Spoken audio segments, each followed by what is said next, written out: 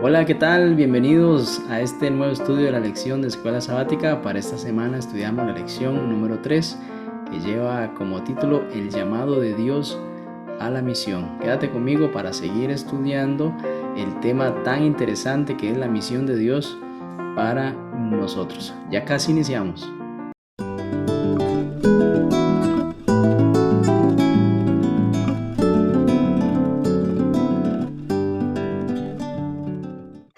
Ya estamos de vuelta. Vamos a, sin más, iniciar con una oración. Dios de amor, gracias te damos por la oportunidad que nos das nuevamente de estudiar tu palabra por medio de la lección de escuela sabática. Rogamos, oh Dios, tu Santo Espíritu para discernir esa misión que tienes para con nosotros. Te lo pedimos en el nombre de Jesús. Amén. Muy bien, en la lectura bíblica o el texto para memorizar lo encontramos en Hechos capítulo 1, versículo 8. Allí lo tiene en su pantalla. Leamos. Pero recibirán poder cuando venga sobre ustedes el Espíritu Santo, y me serán testigos en Jerusalén, en toda Judea, en Samaria y hasta en lo último de la tierra.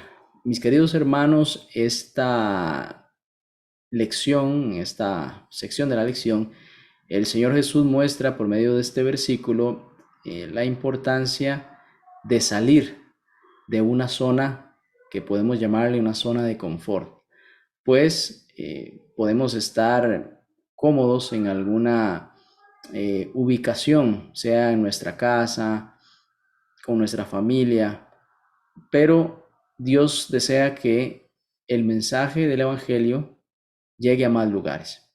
Y eso involucra salir de ese lugar, de esa zona que nos podemos sentir muy bien, quizá hemos logrado algunas cosas importantes para Dios, pero la misión no termina allí.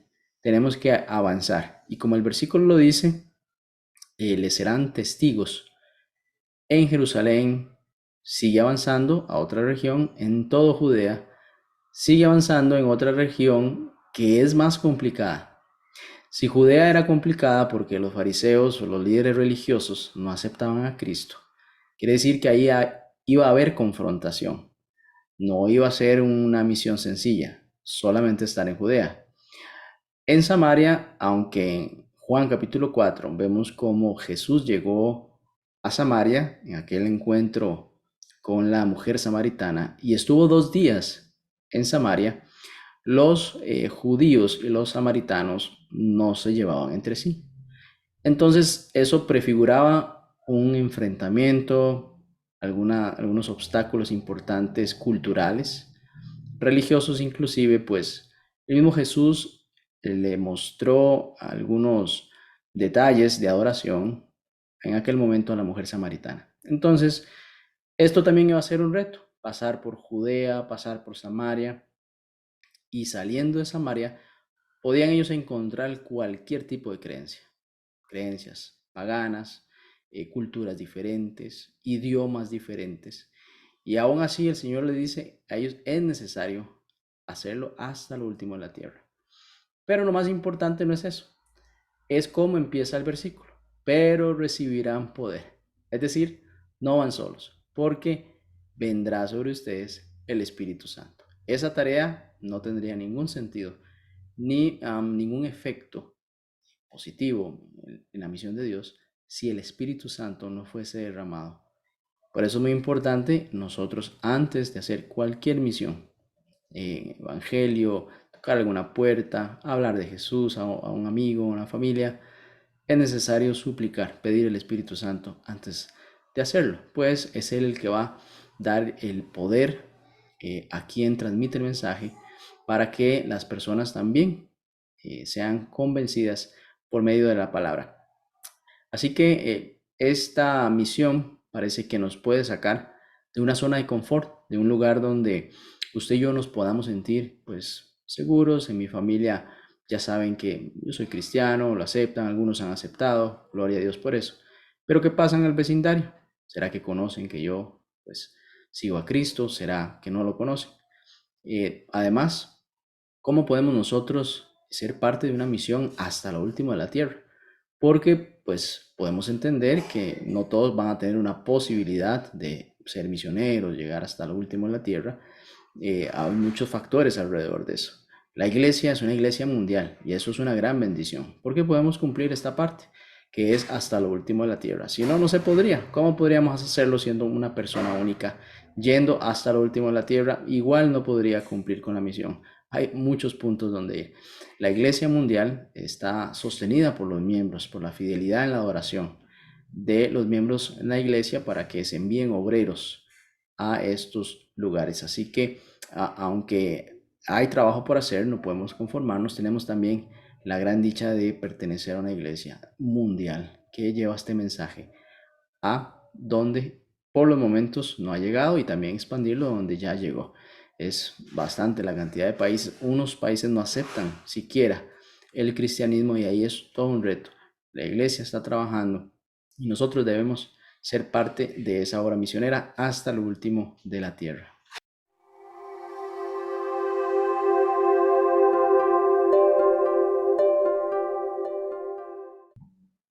Esta parte de la lección lleva como título en este día salir de nuestra zona de confort. Y eso puede sucedernos. Podemos estar en una zona de confort después de haber logrado algunos objetivos de nuestra vida. Quizá logramos crecer en algún aspecto importante, que teníamos una meta. Hemos también alcanzado incluso algunas metas espirituales en la iglesia, algunas capacitaciones que nos han llevado a entender mejor la palabra. Pero eso puede llevarnos a simplemente dejarlo en ese nivel.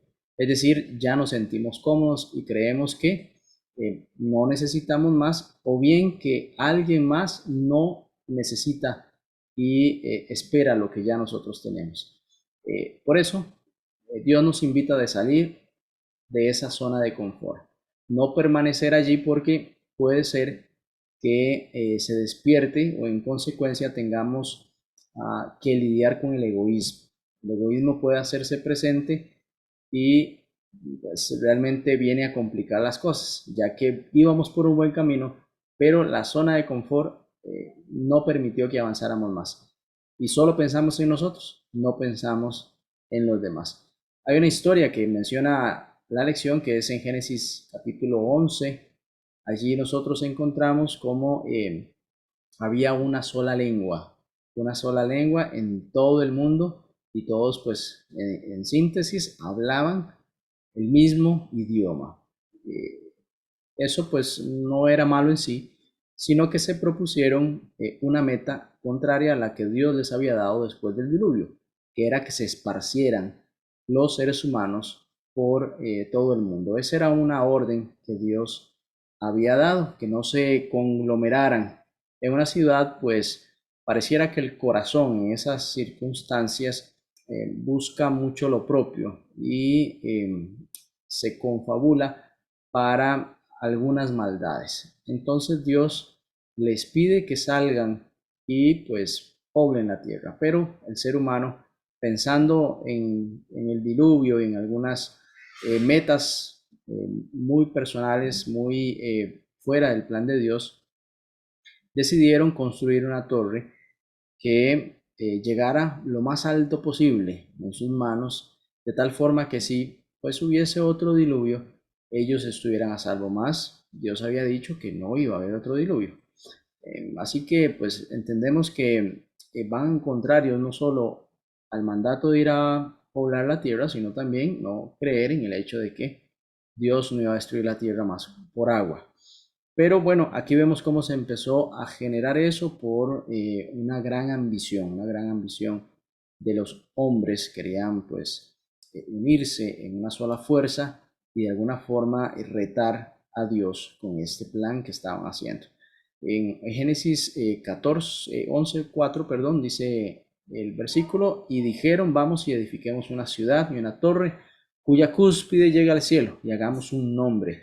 Ese nombre es una forma de imponer una autoridad, ¿sí? Una autoridad que, pues bien, no sé realmente las intenciones de fondo sobre todos los que estaban allí, pero querían tener un renombre en los pobladores de la tierra, una fama que eso les antecediera, Pero bueno, ahí tomaron esa decisión y dice aquí, por si fuéramos esparcidos sobre la faz de toda la tierra. Eso pues iba, como mencionamos, ya en contra de lo que Dios había dicho.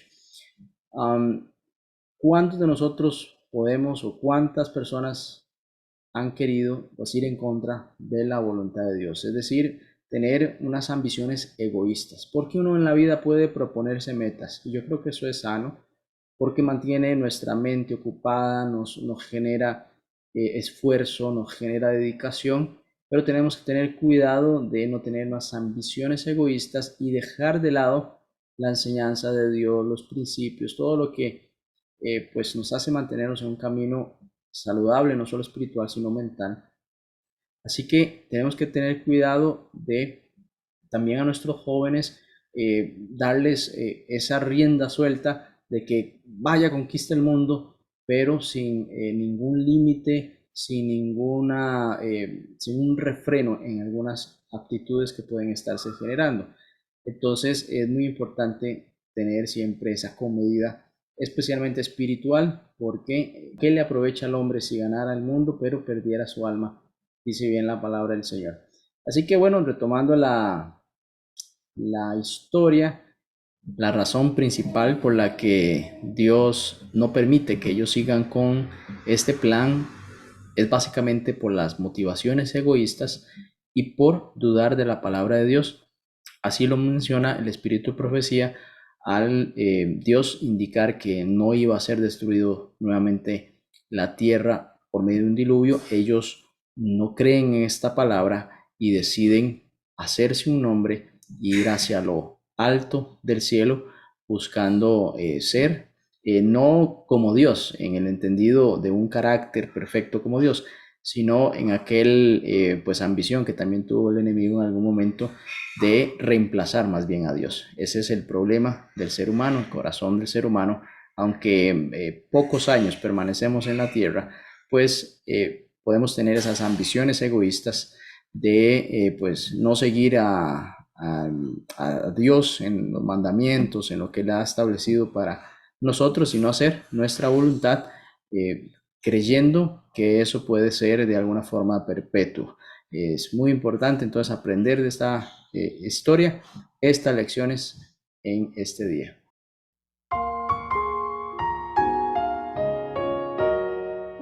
Vamos a ver algunos detalles de la vida de Abraham. Definitivamente en la historia de Abraham, él recibe un llamado a la misión y lo saca de su zona de confort. Toma tus cosas y sal de la casa de tus padres, de tu familia, de tus vecinos, de tus amigos y vete a un lugar que yo te diga más adelante dónde es. Es decir, Abraham sale de su casa y no sabe siquiera hacia dónde va. Eso definitivamente es un reto que nos puede hacer reflexionar acerca del llamado que Dios le hace a una persona, a usted y a mí, y nosotros poder pensar en eso está la voluntad de Dios. Muchas veces debemos de salir de un lugar de trabajo, salir de un lugar donde vivimos, pues Dios quiere desarrollar un plan más importante en nosotros y pues ahí podemos dudar bastante, ¿sí? También en la palabra de Dios vemos muchos pactos que Dios hizo con su pueblo, desde la promesa primera allá por Génesis 3:15 que vendría una simiente a aplastar la serpiente que trajo el pecado, esa promesa hermosa de Génesis 3:15 prometiendo un Mesías. Ciertamente también con el nacimiento de el hijo de Abraham y Sara, que fue Isaac, en un milagro podemos decirle, pues ya estaban avanzadas edades y Sara pues era una mujer estéril. Eso pues es un pacto porque dice el versículo de Génesis 17:19, y confirmaré mi pacto con él como pacto perpetuo para sus descendientes después de él. Ese es un pacto que hace también el Señor y vemos en Isaías capítulo 9 versículo 6, porque un niño nos es nacido, hijo nos es dado y el principado sobre su hombro y se llamará su nombre admirable, consejero, Dios fuerte, Padre eterno, príncipe de paz. Esta es una promesa de un Mesías dándole estos adjetivos preciosos a el Señor Jesús. También en Daniel capítulo 9 versículos 24 y 27 vemos aquella promesa en tiempo profético: 70 semanas están determinadas sobre tu pueblo y sobre tu santa ciudad. Así también llegará el momento en el cual sellará la visión y la profecía y ungir al santo de los santos, es decir, la llegada propiamente exacta en el tiempo para que el Mesías se presentara al pueblo de Israel, y estaba esa decisión importante para el pueblo, si lo aceptaba o no. Por eso aquí dice: 70 semanas están determinadas sobre tu pueblo. Es decir, más de ahí no iba a haber tiempo para el pueblo de Israel. Y también cómo se cumple esta profecía, las 70 semanas, que por allá los llamados reyes magos, aquellos sabios, la habían comprendido muy bien y habían llegado hasta donde Jesús había nacido. Y dice Mateo 1:21: y dará a luz un hijo y llamará su nombre Jesús, porque él salvará a su pueblo de sus pecados. Apreciados, es muy importante ver cómo Dios en la misión para salvarnos cumplía y venía cumpliendo sus promesas, los pactos que había hecho con sus hijos, especialmente todo apuntando al Mesías, al Cordero de Dios. Pues todo lo que se generara alrededor de eso eran sombras, eran tipos que prefiguraban a el Mesías, al Cordero de Dios, la limpieza del pecado, la redención del mundo, el poder vencer la muerte, siendo nosotros pues condenados a muerte eterna, lograr una vida eterna por medio de Cristo. Realmente era la misión de Dios, la misión de Dios para con nosotros. No sabemos con exactitud si Abraham dimensionaba algunos aspectos pues detallados de la venida del Mesías, eh, cómo, cuándo, de esa promesa, cuándo se iba a cumplir, ¿no? No podemos determinarlo, pero sí él actuaba por fe. Dice Hebreos 11:8: por la fe Abraham, cuando fue llamado por Dios, obedeció para salir al lugar que había de recibir en herencia, y salió sin saber a dónde iba. Eso se llama pues fe, la certeza de lo que se espera, la convicción de lo que no se ve. Y aún así Abraham falló en algún momento después de haber salido, dudaba, actuó mal en algunos momentos, pero yo creo que eso es parte de nosotros, en nuestra naturaleza, el fallar. No somos llamados a eso, pero es frecuente hacerlo.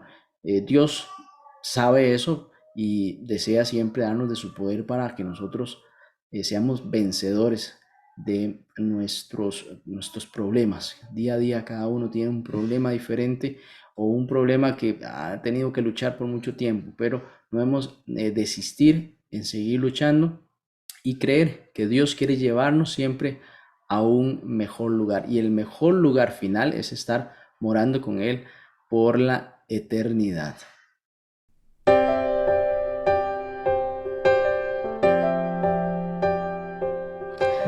Vamos a analizar otros aspectos del llamamiento de Abraham propiamente. Recordará usted que cuando Dios le dijo: sal de tu casa, de tu parentela y vete a un lugar que yo te diga. Bueno, Dios no le dijo a dónde iba.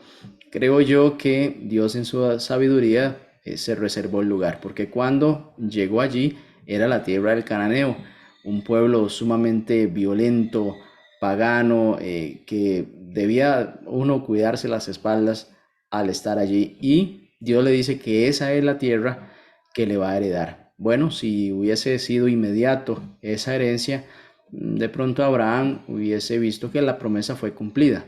Pero resulta que no fue así. Empezaron a empeorar algunas cosas. Tuvo que salir de allí, donde se supone que iba Dios darle la herencia, porque hubo una gran hambre. Eso lo hubiera puesto uno a dudar, ¿no le parece? Si Dios me trajo aquí, me dijo que me iba a dar esta tierra, porque hay una gran hambre y tengo que irme de aquí. Bueno, se fue hasta Egipto, donde allí estuvo un tiempo y no fue exento de cometer algunos errores importantes, especialmente cuando no reconoció a Sara como su esposa por un temor a que pues les hicieran algún daño, especialmente a él, siendo él es el esposo de ella. Al querer desposarla a la fuerza, pues lo mataran a él. Entonces él decide mejor no decir que es a su esposa. Después el faraón, el rey de Egipto, se entera de la belleza de esta mujer y desea conocerla, pero también no solo verla, sino hacer de ella su esposa. Dios la protege a Sara de este destino y envía unas plagas para que este acto no se realice. Entonces, Abraham entiende que es un hombre débil que necesita perfeccionar su carácter, pues ha sido propenso al error que pudo haber costado más caro en las consecuencias, ¿no? De haber perdido inclusive su esposa. Por eso, aquí vemos, mis queridos, que en muchas veces nosotros, por nuestras acciones, lo único que hacemos es empeorar las cosas. Aunque no entendamos, podemos tener esa pregunta, creo yo que es válida, pues, ¿qué hace Abraham en Egipto si se supone que la tierra no es esa que va a heredar, sino una que ya llegó, pero se tuvo que salir porque hubo esa gran hambruna?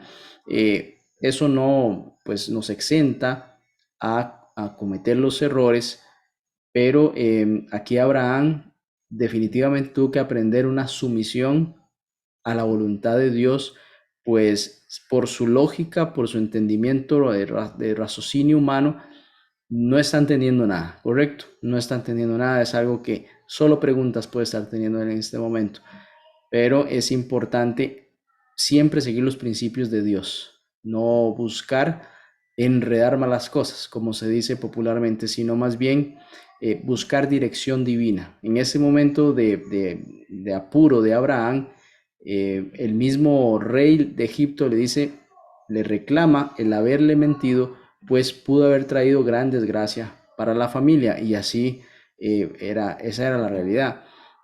Abraham no siguió el principio de hablar con la verdad, de hacer lo que correspondía en el momento, pues él sintió que la solución la tenía él en ese momento. Pensó que esa era la solución, que debía simplemente decir, negar a su esposa y eso pues le iba a traer la salvación, pero más bien allí Dios tuvo que actuar misericordiosamente para que eso no se realizara.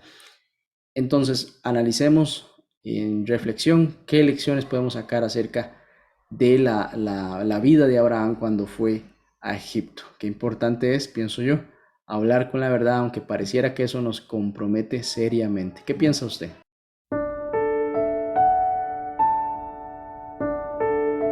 Hablemos ahora de la iglesia primitiva y la zona de confort. ¿Recuerda usted Hechos capítulo 1, versículo 8, donde Jesús les dice a sus discípulos, pero recibiréis poder y vendrá sobre vosotros el Espíritu Santo? Me seréis testigos en Jerusalén, en Judea, en Samaria y hasta lo último de la tierra. Jesús aquí estaba hablando en futuro. Quiere decir que les estaba diciendo a ellos lo que iba a suceder, como una profecía. Y les estaba mostrando que iban a predicar en muchos otros lugares aparte de donde ellos se encontraban en ese momento. Bueno, pues resulta que la predicación del Evangelio prácticamente les obliga a salir de los lugares donde estaban porque inicia una persecución. Pero note algo muy importante, mientras los discípulos están siendo perseguidos, ellos no pierden el tiempo. Y vea lo que dice Hechos capítulo 8, versículos 4. Pero los que fueron esparcidos, es decir, los que venían siendo perseguidos por predicar el Evangelio, iban por todas partes anunciando el Evangelio. Es decir, no se detenían.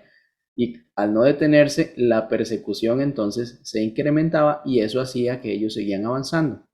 No sé si nota cómo ellos iban saliendo de una zona de confort en consecuencia de predicar el Evangelio. Ya no necesariamente por una voluntad de simplemente salir, sino que el predicar el Evangelio produce oposición.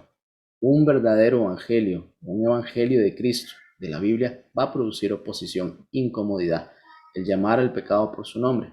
Eso molesta a las personas. Así que si hay una fuerza religiosa, política, que puede de alguna forma querer aplacar eso, pues la persecución se va a despertar. Así que ellos, pues en consecuencia de ese trabajo que estaban haciendo, salieron de allí y se cumplió lo que el Señor Jesús les había dicho que hicieran. En Hechos capítulo 11, versículo 19 dice, ahora bien, los que habían sido esparcidos a causa de la persecución que hubo con motivo del apedreamiento de Esteban, la muerte de Esteban, pasaron hasta Fenicia, Chipre y Antioquía.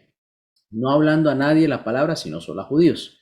Ahora, había algo importante que resaltar acá, es que cuando ellos iban saliendo en persecución, iban predicando solo a los de su misma creencia, a los de su misma fe.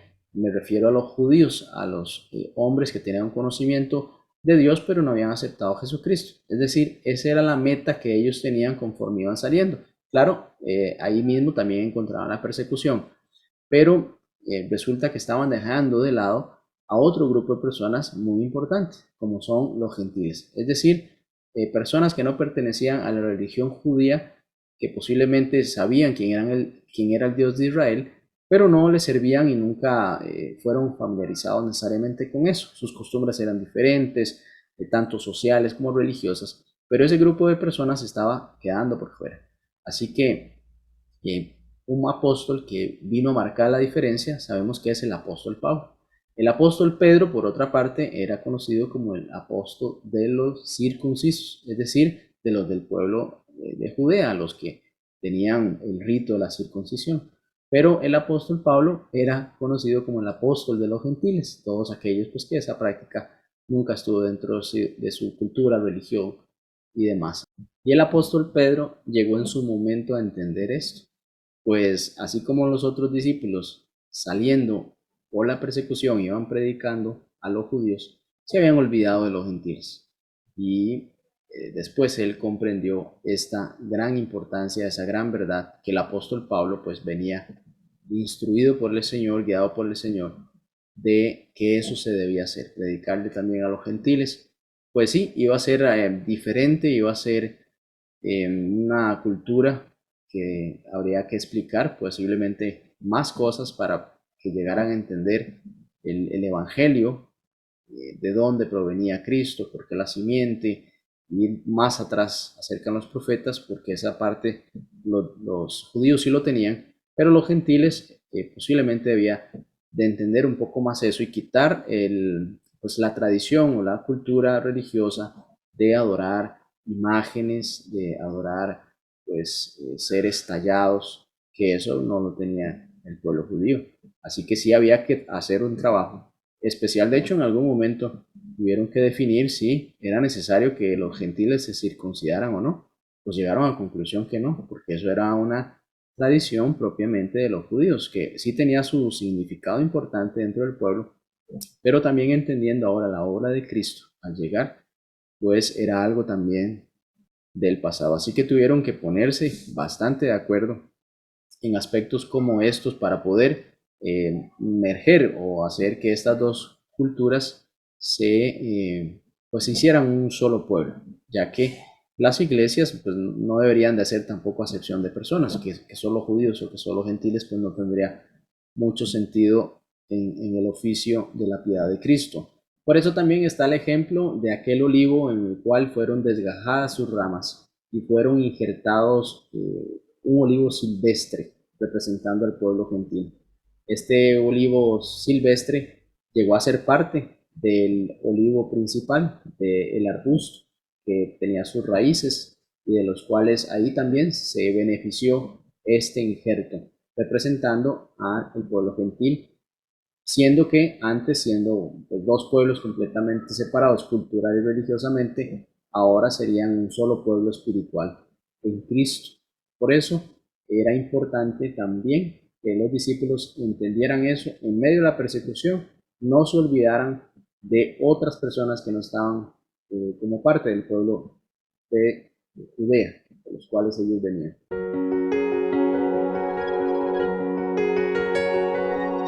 La pregunta que podemos tener ahora es, ¿por dónde empezamos? Ya que el texto dice, hasta lo último de la tierra. Pareciera que eso pues, es inalcanzable, ¿no? Muchos quizá no puedan salir tan siquiera a otro país.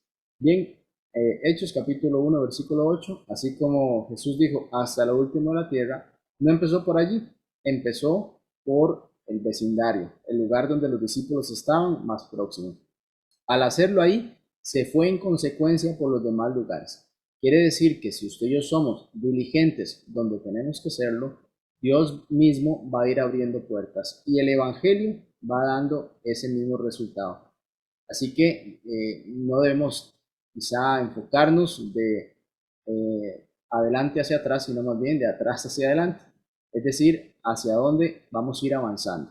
Debemos de ser diligentes en el lugar donde estamos. Cada uno de nosotros tiene una misión y no es pelear. Hermanos, la Biblia no se debate, la Biblia se estudia. Cuando uno entra con un espíritu de confrontación con hermanos de otras religiones o de quizá alguien que profese no creer siquiera en Dios, usted no llega con un espíritu confrontativo. Eso es un error. Usted tiene que llegar primero con el carácter de Cristo. Usted mismo tiene que llegar con el carácter de Cristo y no llegar a pelear o querer imponer una creencia que usted tiene, aunque usted pues entienda dentro de su fe que la otra persona necesita avanzar en esa línea. Debe dejarlo en la labor del Espíritu Santo, debe dejarlo en la paciencia de los santos, debe dejarlo, mis hermanos, a que la persona también concientice de lo que se le ha presentado. Y si usted va a una línea de confrontación, esa persona posiblemente nunca va a ceder, pues es una pelea y nadie quiere perder una pelea. Debemos de ir a predicar a Cristo, la persona de Cristo, el conocimiento de Cristo. Y Dios hará también su obra. Recuerde que el tiempo todavía no ha llegado en el cual todos los seres humanos seremos puestos a prueba. Quiere decir que en algún momento las personas que rechazaron el Evangelio por una u otra razón, también por alguna situación de su vida, en algún momento tendrán que definitivamente tomar una decisión cuando la situación del mundo, cuando mucho de lo que se ha dicho todavía aún no ha llegado, cuando ese momento llegue, las conciencias harán realmente un ejercicio de decisión y allí se cosechará una semilla que de pronto usted percibió que nunca iba a germinar. No pierda la esperanza, no deje de orar por alguien que usted le ha dado un mensaje. Pero recuerde, la Biblia no se debate, la Biblia se estudia. Cristo no nos mandó a convencer a la gente peleándonos con ellos, tal vez hasta ridiculizándolos, tal vez hasta ofendiendo o únicamente mostrando que yo sé más que usted.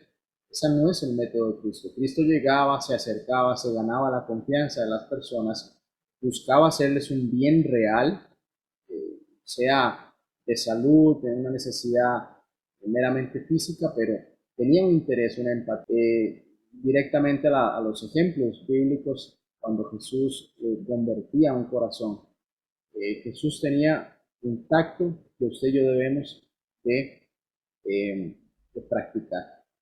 Decía un dicho por allí, no es lo que se dice, como se dice. Recuerde que las personas también tienen una cosmovisión de la vida, han pasado por situaciones difíciles que usted ni tan siquiera quizás se imagina por dónde han atravesado. Así que la palabra debe de ser presentada de una forma prudente, no minimizar el impacto de la palabra, no suavizar un evangelio, pero sí de forma prudente. La prudencia es parte de un fruto del Espíritu Santo. Así que no pierda eso nunca de vista cuando usted quiere hablar del amor de Jesús, porque usted va a hablar del amor de Jesús.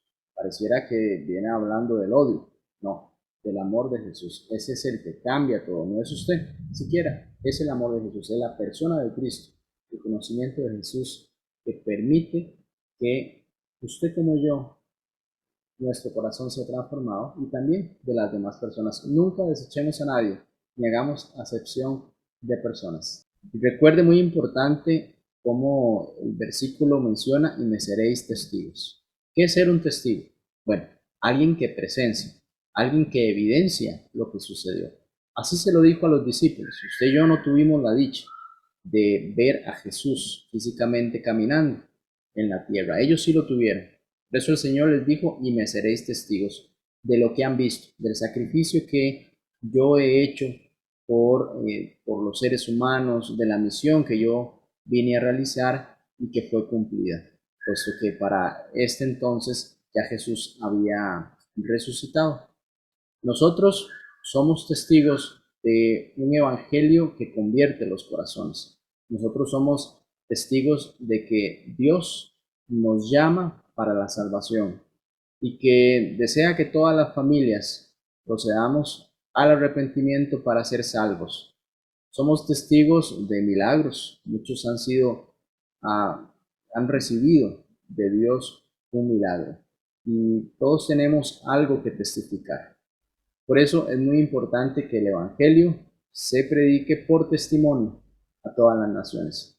Testimonio es que la persona vive ese mensaje, que la persona está convencida y convertida de Cristo, por Cristo y para Cristo. El Evangelio no necesita solamente ser dicho, necesita ser vivido.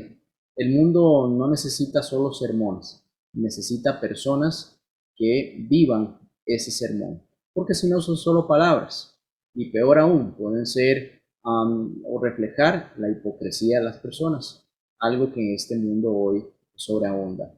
Creo que como cristianos debemos de procurar ser siempre los mejores testigos de Cristo, testificar acerca de Cristo, pero no solo de nuestros labios hacia afuera, sino que nuestra espiritualidad completa se refleje en nuestra forma de vivir, de pensar, de actuar. Es muy importante como Jesús nos menciona a nosotros, ustedes son la luz del mundo. Qué descripción, qué adjetivo más fuerte. Son la luz del mundo. Cristo es la luz. ¿Cómo es que nosotros podemos ser la luz del mundo? Bueno, esa luz de Cristo se va a reflejar a través de nosotros. Nosotros vamos a brindar en medio de la oscuridad una luz. ¿Por qué? Porque llevamos la palabra. Lámpara es a mis pies tu palabra.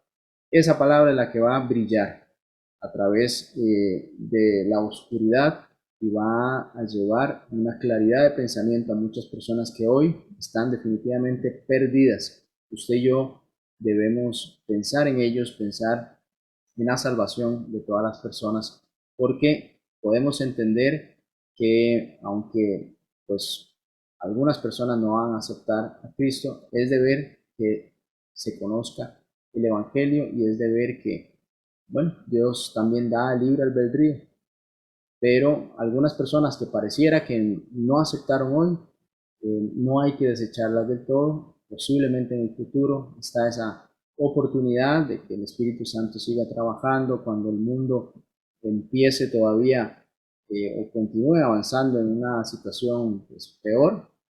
Muchas personas podrán tomar una decisión. Así que esta es la oportunidad. Y bueno, hemos concluido por esta semana la lección. Muchas gracias por acompañarme. Vamos a terminar con una oración.